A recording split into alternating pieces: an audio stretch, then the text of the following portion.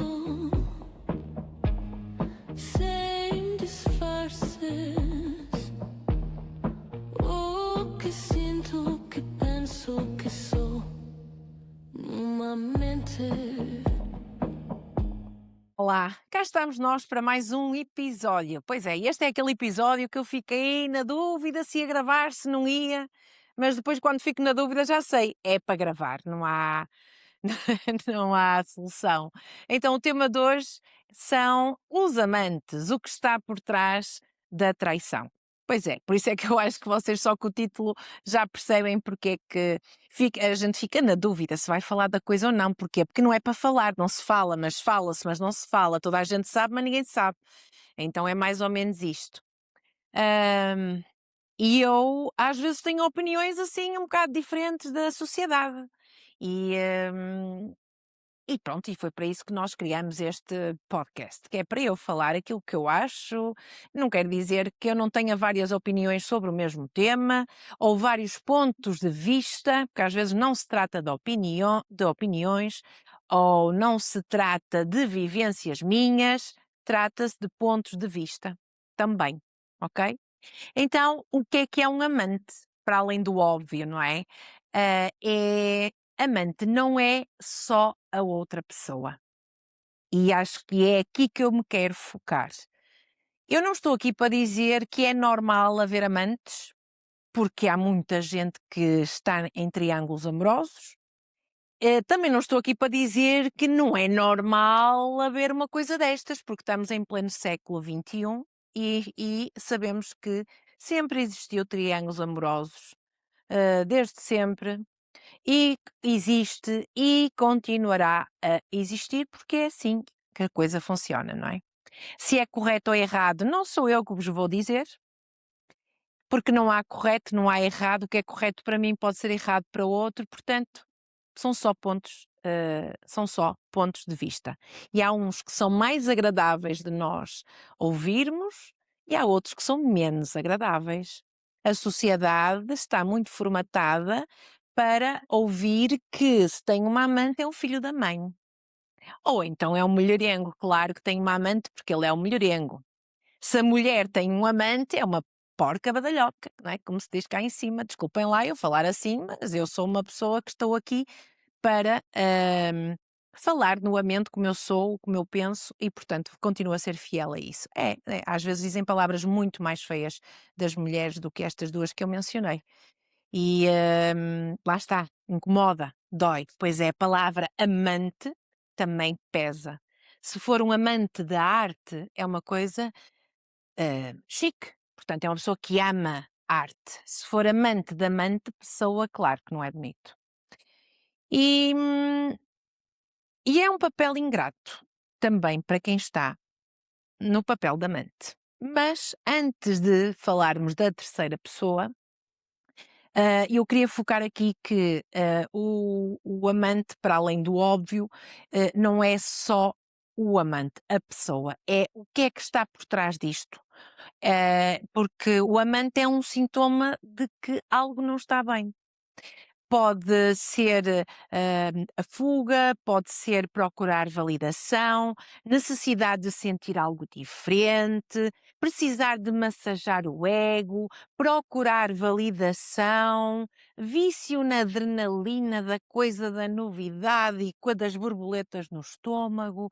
Quem está em relações de longa duração, é normal que não haja as borboletas como nos inícios. E às vezes também não fazem para que haja essas borboletas como nos inícios, e portanto o amante ou a amante não é a causa, muitas vezes é a consequência. E é por isso que vocês ouvem falar, e eu também digo, que quando existe um amante, quando existe uma traição numa relação, a culpa é dos dois. Claro que quem não traiu não pediu para ser traído e não mereceu isso, não tem a ver com isso.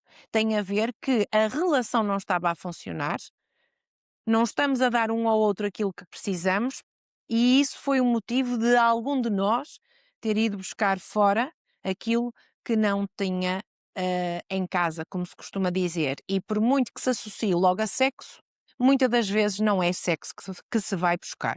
É precisamente isto que eu acabei de falar. Ahm, os homens não são muitas das vezes tão seguros como aparentam, como as mulheres acham que são. Às vezes os homens não são tão fortes como as mulheres acham que são. E quando eu digo isto, é de longe estar a minimizar o homem. É no sentido de a mulher olha para o homem como um homem, uma pessoa forte, segura, com autoestima, e ele é um ser humano do sexo masculino. Assim como eu sou um ser humano do sexo feminino. E eu tenho o direito de não ter, às vezes, a minha autoestima lá em cima. E às vezes eu não sou assim tão forte como pareço. O que quer dizer que, como ser humano, eu preciso de elogios do meu companheiro, eu preciso de me sentir desejada, sentir amada, às vezes preciso de validação, que nas relações que estão desgastadas, isso não existe. E como não existe, quando alguém, como eu costumo dizer, quando alguém pestaneja, nós começamos a pestanejar e o outro pestaneja, a gente começou a pestanejar e diz: ai, alguém reparou em mim. Ai, já me estou a sentir aqui, meu Deus do céu, os calores. Ai, eu já não senti isto há imenso tempo. Ai, eu sinto-me desejada, sinto-me bonita porque olharam para mim. E o meu marido não me faz sentir isso, o meu companheiro, o meu namorado, não me faz sentir isso. E é só às vezes num pestanejar, como eu costumo dizer, que tudo acontece. Claro que depois temos as tecnologias no meio disto tudo que ajudam imenso, não é? Ajudam e complicam. E pronto, e o que está muito por trás, da existência desta terceira pessoa é esta necessidade de algo que o meu companheiro e a minha companheira, hum, não me está a dar. E claro que aqui entra uma série de questões, mas não está a dar porquê? Mas não há comunicação, não falam, não param, não tiram tempo, não namoram. Exatamente. E se vocês querem saber isto em pormenor, é só ir ver os outros episódios que eu já gravei. Onde eu falo precisamente sobre estas coisas, do desejo, da libido, do não tirarem tempo para vocês, uma série da comunicação entre o casal, uma série de coisas que já estão a ser faladas nos outros episódios. Portanto, isto aqui é como um bolo. Não existe, quer dizer, se forem aí às casas de bolo, se calhar já têm o pacote pronto, é só pôr na forma. Mas era neste sentido que eu queria dizer. Vocês, para fazerem um bolo, têm que pôr o fermento, a farinha, o açúcar, os ovos, as claras e separar as claras da gema e bater as claras em castelo. Epá, e depois vai ao forno àquela temperatura e puf, te sai um bolo. É assim que são as relações. Às vezes enervo-me, não levem a mal, mas eu às vezes enervo-me porque parece que somos seres tão evoluídos e queremos que a relação seja uma solução-chave na mão e que tudo funcione. E depois, quando há um amante ou uma amante, meu Deus, recuamos para o século passado. E a sociedade diz: divorcia-te logo, pronto. Depois há aí um episódio que eu falei sobre a traição, que também aborda um bocadinho mais este tema. Ou seja, enervo-me porque às vezes querem soluções chave na mão, querem que a relação seja perfeita, que a libido esteja ao rubro, que a comunicação seja espetacular, tudo em um par de botas e não fazer absolutamente nada para que isso aconteça. Por isso é que eu continuo a dizer que quando não corre bem as coisas na relação, a culpa é dos dois. Mas isso justifica haver uma traição? Não. Justifica haver amantes? Não. Não é essa parte. Nada justifica nada. Agora, as coisas acontecem porque os dois falharam, infelizmente. Pronto, então agora vou-me acalmar um bocadinho mais, não vão vocês pensar que eu estou aqui irritadíssima com o assunto, não é o caso. Mas sim, acho que é um assunto que tem que ser falado e tem que ser falado e normalizado, mas não é normalizado a dizer que agora vai ser normal e que sou a favor que seja normal que hajam amantes. Não é isso. Eles existem, muitas das vezes salvam relações,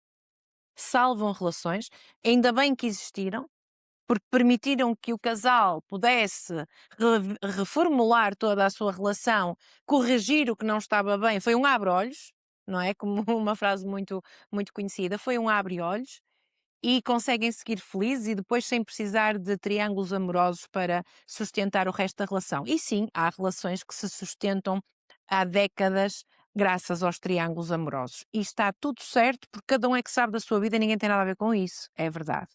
E as coisas que eu posso vos dizer que mais me orgulho é de ter pessoas que me procuram e que têm esses desafios nas suas relações, têm ou tiveram, ou o companheiro ou a companheira estão a ter um triângulo, a trazer uma terceira pessoa para a relação, e orgulho-me de dizer que as pessoas conseguem abertamente falar comigo, coisas que é um tema difícil, e eu conseguir agir com a naturalidade para deixar a pessoa confortável e deitar cá para fora aquilo que precisa deitar e refletir e pensar naquilo que quer da vida e olhar para estas situações de vários pontos de vista.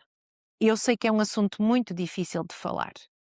Assumir que se tem um amante, assumir que sabe que o companheiro ou a companheira tem um amante, isto é um assunto muito difícil de falar, seja com quem for, e um assunto difícil de lidar. Corrói uma pessoa por dentro, porque aqui mexe com imensa coisa. Mexe com a autoestima da pessoa, mexe com a sensação de perder a confiança, de ser traída, de não ser, ou traído, não ser suficiente, não fui suficiente para manter a relação, o que é que eu não fiz? Porque eu? O que é que ela ou outra tem que eu não tenho? O que é que o outro tem que ele não tem? Portanto, isto questiona-se tudo e mais alguma coisa. E eu orgulho-me de ter a capacidade de conseguir ouvir isto e não fazer a pessoa que está sentada à minha frente sentir-se anormal porque traiu o marido ou anormal porque traiu a esposa. Porque não somos anormais, somos seres humanos e como seres humanos não somos perfeitos. E como seres humanos temos sentimentos, temos necessidades e às vezes tomamos decisões que não são as melhores. Mas como tudo na vida, há que tirar partido das decisões que nós tomamos. É possível. Claro que no meio destas histórias há sempre alguém que percebe que afinal não é com a pessoa que está atualmente que quer ficar e parte para outra relação. Há coisas que é assim que acontece e depois até são felizes e nunca mais traem. Há imensas histórias, imensas, imensas, imensas.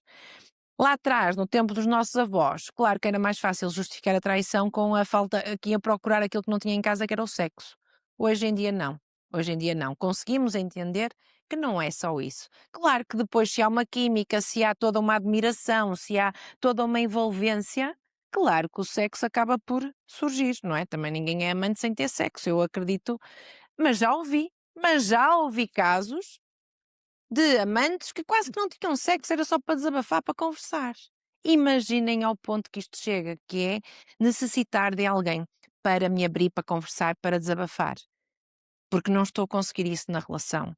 Ou não tenho um amigo ou uma amiga com que possa fazer. Porquê? Porque há sempre, se formos recorrer aos amigos, há sempre o julgamento. Claro, o julgamento é aquilo que nos dificulta muito a vida e que é preciso digerir. Então, o que é que leva a pessoa a procurar um amante? Falta de conexão, a rotina, falta de desejo, não sentir, não se sentir desejado. Não se sentir desejado. E mais, cada vez mais tenho tido a noção de que, além disto tudo, há uma coisa que eu acho que tem sido fundamental e que não tem sido tão falada, que é o ser admirado. Para mim, ultimamente, é uma coisa que me tem feito sentido. Porque às vezes não é difícil desejar, principalmente um homem desejar uma mulher, porque sabemos que, e já falei disso noutros episódios, que o mecanismo do homem, o corpo do homem, o que estimula o homem é, é completamente diferente daquilo que estimula a mulher, por isso é que o homem tem mais facilmente excitação e desejo, porque também o homem é muito visual, ou seja, às vezes não é esta falta de desejo, o homem até tem desejo pela mulher que tem ao seu lado, mas, e a mulher pode ter desejo pelo seu companheiro, mas às vezes não é só o desejo, muitas das vezes falta. Mas às vezes falta admiração, que é, eu até te posso desejar aquela coisa mais carnal, mas ter admiração pela pessoa que está ao meu lado é excitante. E às vezes é preciso fazer este exercício. não faço esse exercício. Sim, porque eu também sou mulher e também tenho uma relação, e também sou casada, e também tenho os desafios da minha relação, porque eu não sou um ET, não é? E sei, porque tenho recebido feedbacks e aproveito já para mandar um beijinho a todas as pessoas que têm mandado feedbacks, em particular, sobre os episódios que vão assistindo, e quase sempre me acrescentam algo do género: "Epá, é mesmo isto, eu vi o teu episódio, é mesmo isto, olha, e também acontece na minha relação, epá, que bom que estás a falar disto, porque tu estás a falar e eu estou-me a rever". Portanto, a minha missão está a ser cumprida, pessoal. Hã? E claro que o tempo também vou ficando mais soltinha, não é? Porque isto aqui não é fácil estar aqui a gravar essas coisas todas. Quer dizer, já está a ser um bocadinho melhor, não é? E depois, e quando se tem uma Lili ali por trás, a coisa ainda se torna muito mais fácil. Ok, vamos lá então voltar ao tema. Sim, eu posso ter desejo, eu posso ter comunicação, eu posso ter tudo na minha relação, mas eu acho que quando eu consigo admirar o outro e dizer assim: puxa, que homem, uau, que orgulho. Ou então, poxa, desculpem, puxa, que, que mulher, que mulherão, que orgulho que eu tenho de ter esta mulher ao meu lado. E isto, quando se tem orgulho, o resto eu acho que funciona. E acho que fica aqui a reflexão. Se calhar olha, é um bom exercício. Em vez de estarmos a pensar, ai, tenho que ter desejo, tenho que comunicar, tenho que não sei quê, tenho que não sei o que mais, parece que é assim uma coisa muito logo, muito trabalhosa. Se calhar comecem a olhar para o vosso companheiro, para a vossa companheira desta forma, de sentir orgulho, de sentir admiração. Se calhar é a solução-chave na mão para pôr logo tudo o resto a funcionar. Claro que ser amante é complicado. Ser amante também temos que ver este lado. O que é que leva uma pessoa a ser amante? A entrar na história de duas pessoas, não é? Que às vezes até há uma revolta das mulheres quando descobrem que o companheiro tem uma amante, acabam por ficar contra a mulher que está do lado de lá. Parece que ela tem mais dever ou mais culpa no processo do que o próprio marido. Pois, mas ele é que está casado comigo, ou ele é marido ou companheiro, ele é que tem uma relação comigo. Quem é que deve-me fidelidade ou é ele, não é a outra. E vice-versa, não é? E vice-versa, porque isto é para os 2 lados, literalmente. Então, mas agora também gostava que analisássemos este ponto de vista, que é: quem é a pessoa que se predispõe a estar, no papel de amante? E se calhar tem muita coisa em espelho com quem me procurou. Portanto, o companheiro, imaginemos o meu companheiro com um amante, ou no caso de um homem, a minha companheira e o amante, e eles dois têm coisas que estão a fazer o efeito espelho, porque normalmente os amantes também precisam de ser amados, sentir-se vistos, sentir-se que são reconhecidos, sentir que alguém tem desejo por eles. E se calhar estão num papel também ingrato, porque podem sonhar e fantasiar com ter uma relação, construir uma família ou reconstruir, ter um futuro, e isso também pode não acontecer. Por isso é que isto é um jogo em que as 3 personagens sofrem. Sofre a pessoa que foi traída, sofre quem trai, porque sofre. Não é? E também sofre quem está do outro lado, que mesmo que no final leve a taça, leva um fardo complicado. Se não levar a taça, a taça, se não levar, foi só a amante. E fica num papel, ou o amante fica num papel de foram só bons momentos e depois passou, porque a pessoa continua na vida dela, com o companheiro ou com a companheira, as férias é lá que passa, os aniversários é lá que passa, o Natal é com a família que passa. E isto, para quem está num relacionamento, olha para o amante ou para a amante como o vilão. E o amante, na prática, Tem o lado bom da coisa, que só aproveita os bons momentos e é só festa e é só loucura, não tem que lavar meias e cuecas, como costumamos dizer, mas também não deve ser fácil, até envolver-se com alguém e esse alguém tem uma família, gosta da pessoa, mas também não, mas também gosta com quem com a pessoa com quem vive ou com quem é casado ou casada, e é lá que passa os momentos, se calhar, mais importantes do ano. Dia dos Namorados, datas de casamento que são comemoradas, aniversários, natais, passagens de ano, Páscoas e férias grandes. Por isso, minha gente, olhando para isto como um todo, desculpem, mas eu não posso estar contra ninguém. Não posso ser a favor de ninguém. Sou a favor de todos e contra todos, se assim quiserem entender. Porque se a amante se senta no meu cadeirão, no meu escritório, no meu costumo dizer o cadeirão, porque na terapia, se é amante, eu ouço as dores. Se é o traidor, eu ouço as dores. E se é a mulher ou o homem traído, traída ou traído, também tem as suas dores. Portanto, é extremamente difícil avaliar, quem é que é o mau da fita, quem é que é o bom. Isto é o que acontece nas relações, é o que acontece na vida, e como tudo é importante para mim, mostrar vários pontos de vista e que façam refletir, que façam refletir. Por isso, estes temas, quando falamos de traição, de amantes, estas coisas assim, são temas que eu penso logo 2 vezes: "Epá, eu vou gravar sobre isto, vai haver alguém que vai achar assim, que vai achar assado". Epá, isto não é para achar nada, é a vida a acontecer. E é para isso que eu cá estou, para ir partilhando cada vez mais e mais soltinha, ir partilhando os temas que me vão surgindo. Por isso, espero que este episódio, sobretudo, sirva para refletirmos, para sermos mais empáticos com os outros também e para refletirmos sobre a nossa relação e sobre aquilo que está a faltar, ou não, sobre aquilo que temos que melhorar para que possamos estar em sintonia com o nosso companheiro e não termos, ou companheira, e não termos esta necessidade de triângulos amorosos. Se eles existirem, também podemos olhar para eles desta forma, nuamente, não é?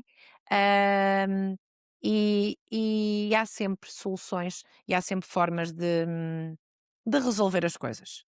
Por isso, olha, acho que não tenho mais nada a dizer, ficamos por aqui. Quero-vos deixar um grande beijinho e boas vibrações, para quem está desse lado.